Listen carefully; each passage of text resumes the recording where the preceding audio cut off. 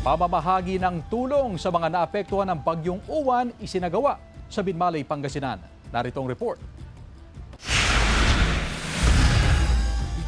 Mangiyak-ngiyak si Aling Elizabeth habang minamasdan ang sinapit ng kanilang bahay matapos manalasa ang nagdaang Bagyong Uwan. Isa ang bahay ni Aling Elizabeth sa mga nasira noong tumamang storm surge sa kanilang lugar sa barangay Sabangan, Binmalay, Pangasinan.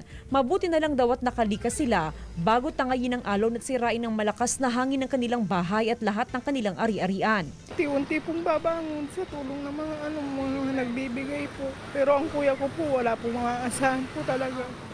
Isa si Aling Elizabeth sa nabigyan ng tulong mula sa gobyerno ngayong araw. Pinangunahan ni Special Assistant to the President Anton Lagdameo kasamang ilang cabinet secretaries ang pamamahagi ng tulong.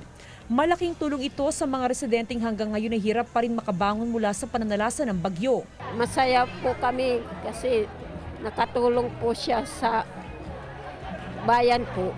Binisita rin ng mga opisyal ang ilang eskwelahan sa lugar at mga kabahayan na lubos na naapektuhan ng bagyo.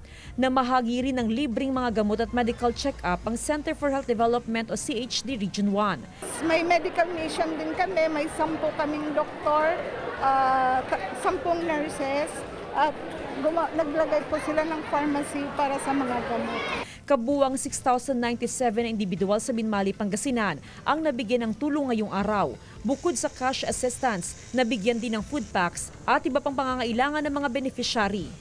Kasama si Jing Dakanay, Jasmine Gabriel Galban, One North Central Luzon.